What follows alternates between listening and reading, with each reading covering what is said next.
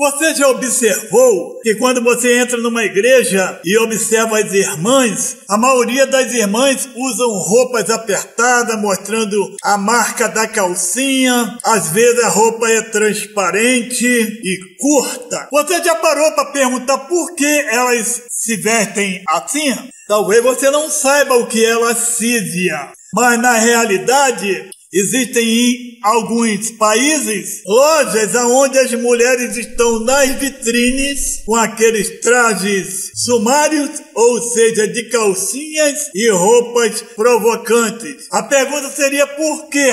Porque elas têm que apresentar a mercadoria. E qual é a mercadoria? A mercadoria é o seu próprio corpo. Às vezes você entra na igreja e vê aquela irmãzinha toda bonitinha, toda sensual, cascavelando na sua presença. Cascavelar vem de cascavel, e o que é uma cascavel?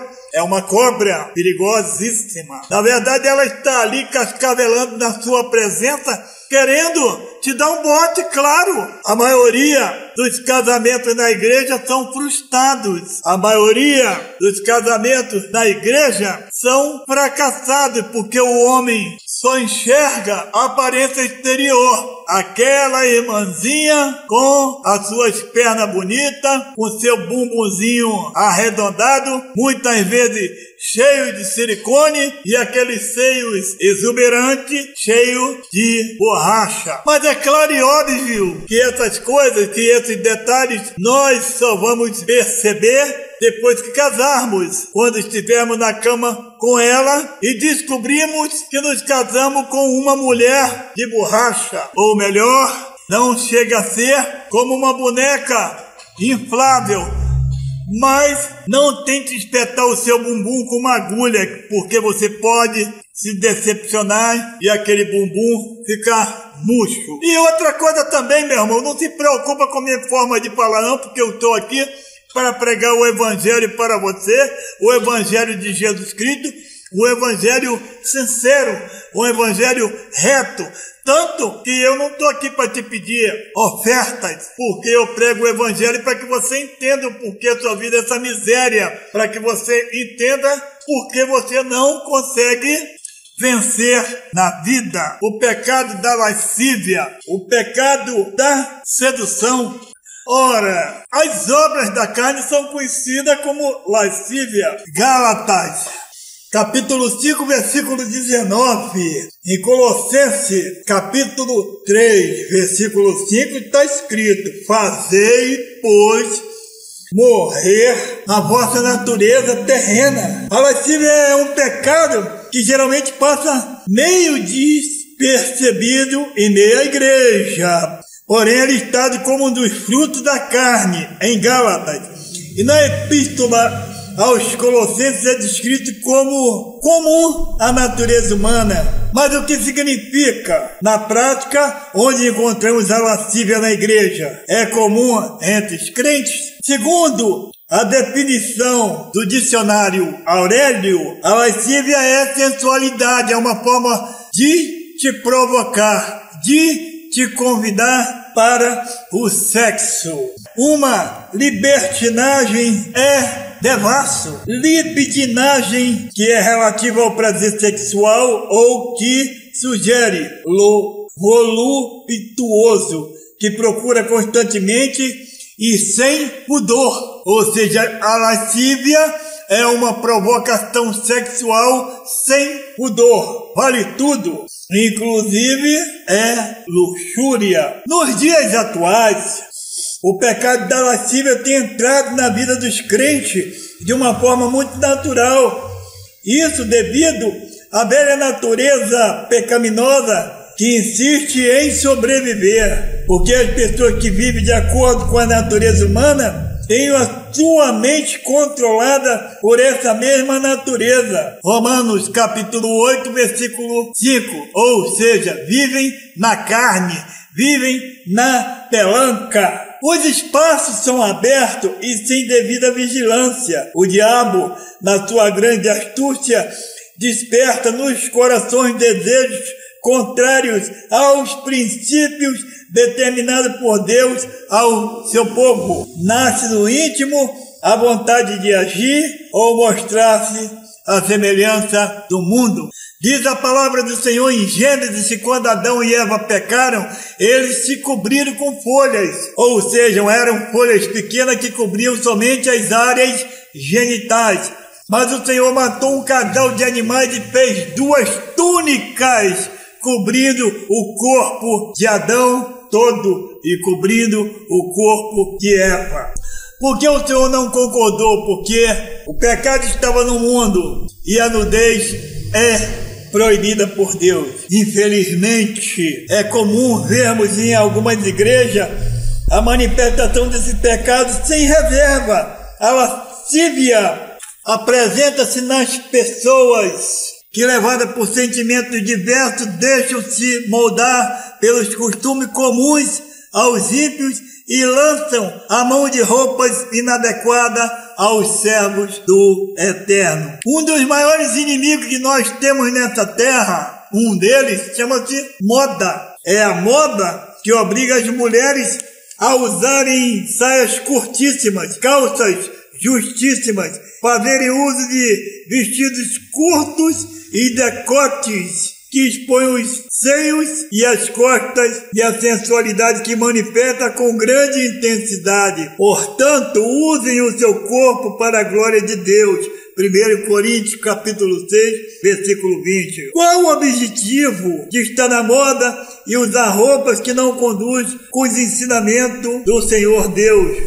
Com certeza, despertar no próximo uma série de sentimentos carnais, perturbando-os, chamando para si as atenções e fazendo renascer nos corações a velha natureza. Na realidade, a mulher, a crente, que quer ser desejada pelos homens, se expõe como uma prostituta a desfilar pelos corredores da casa do Senhor, com suas roupas imorais e os sapatos fazendo barulho para chamar a atenção. E ela vai cascavelando. O exemplo de Paulo deve ser observado quando ele afirma: mas eu me orgulharei somente da cruz do nosso Senhor Jesus Cristo, pois, por meio da cruz, o mundo está morto para mim, e eu estou morto para o mundo. Gálatas capítulo 6, versículo 14. E a moda é uma das maiores ferramentas que Satanás usa para a sedução, para o pecado. Temos também os exemplos no trabalho. Se o temor a Deus não foi suficiente para coibir o uso de vestimentas inadequadas na igreja, com certeza, no dia a dia, na rua, trabalho e nas obrigações sociais, a situação torna-se muito mais grave. Geralmente é preciso apresentar-se bem, e quando o Espírito Santo não está no controle, a carne manifesta-se com toda a sua força. Não vivam como as pessoas deste mundo, mas deixe que Deus os transforme por meio de uma completa mudança da mente de vocês. Romanos 12, versículo 2. Entra em cena todo um conjunto de roupas e ações sensuais. Algumas sentem satisfação em despertar no próximo a cobiça e sentimentos baixos. Alegram-se com cantadas e insinuações maliciosas feitas por colegas. Assemelham-se com os ímpios, impossibilitando visualizar o senhorio de Jesus Cristo na vida. Mas tenham as qualidades que o Senhor Jesus Cristo tem e não procure satisfazer os maus desejos da natureza humana de vocês. Romanos 13, versículo 14. Em casa. A lascívia também encontra lugar em casa, na intimidade dos casais, que, levados por desejos incomuns aos servos do Senhor, procuram fazer uso de diversas práticas mundanas que, por sua natureza imunda, afastam o Espírito Santo da vida. Em casa, a lascívia também encontra lugar nos lares, na intimidade dos casais, que, levados por desejos incomuns aos servos do Senhor, procuram fazer uso de diversas práticas mundanas que, por sua natureza imunda, afasta o Espírito Santo. Vocês fazem parte do povo de Deus, portanto, qualquer tipo de imoralidade sexual, indecência ou cobiça não pode ser nem mesmo assunto de conversa entre vocês. Efésios capítulo 5, versículo 3, que cada um de vós saiba possuir o próprio corpo em santificação e honra, não com o desejo de lascívia, como os gentios que não conhecem a Deus. 1 Tessalonicenses capítulo 4, versículo 4 e 5. É inconcebível que o nosso agir apague o Espírito de Deus em nossa vida. Porém, entre as quatro paredes, muitos têm feito de uso de fetiches, tais como filmes pornô, revistas de sexo, novelas eróticas, objetos com o objetivo de despertar e satisfazer o desejo sexual de forma antinatural. E por que não citar Cine Privé? E por que não citar Big Brother? Somos chamados pelo Senhor para sermos seus seguidores, porém nenhum de nós vive para si mesmo. Romanos 14, 7. Propriedade exclusiva do Pai. Vós, porém, sois raça eleita, sacerdócio real, nação santa, povo, propriedade exclusiva de Deus. 1 Pedro capítulo 2, versículo 9. É esta condição de vida que muitos crentes vivem dentro de casa, no pecado, na imundície e pior ainda, permitindo que seus filhos vejam programas malignos como o Big Brother. E essa condição de vida não nos permite dar lugar aos costumes comuns, aqueles que desconhecem os princípios e não obedecem aos preceitos do Senhor. Porque as pessoas que vivem de acordo com a natureza humana têm a sua mente controlada por essa mesma natureza. Romanos capítulo 8, versículo 5. As nossas vestimentas, bem como todo nosso agir, deve ser equilibrado e santo. Sem santidade ninguém vai ver a parte de Deus.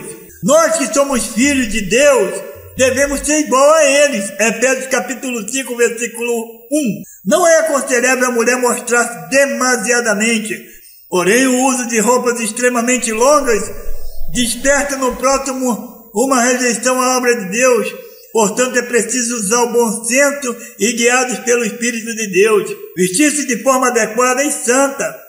É preciso que olhem para a tua vida e não vejam uma mulher ou um homem sensual.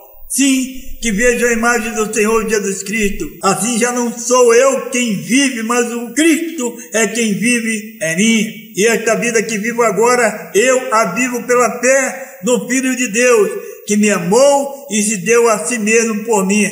Gálatas capítulo 2, versículo 20. Lembre-se disso, que vejam Cristo em nossa vida diariamente. Quanto às práticas íntimas, quando há o verdadeiro amor dado por Deus entre os casais, o desejo mútuo é natural, dispensando o uso de instrumentos pecaminosos e vergonhosos. Pelo contrário, sejam santos em tudo que fizerem, assim como Deus que os chamou é santo. Primeira carta a Pedro, capítulo 1, versículo 15. Assim deve ser o proceder dos verdadeiros servos de Deus, santos no agir, nas conversas, nas amizades, no trabalho, no vestir-se, na intimidade sexual, no namoro e em todos os aspectos da vida. Quando assim nos portamos, louvamos a Deus e o adoramos através de nossos atos. Certamente vocês sabem que são o templo de Deus e que o Espírito Santo de Deus vive em vocês.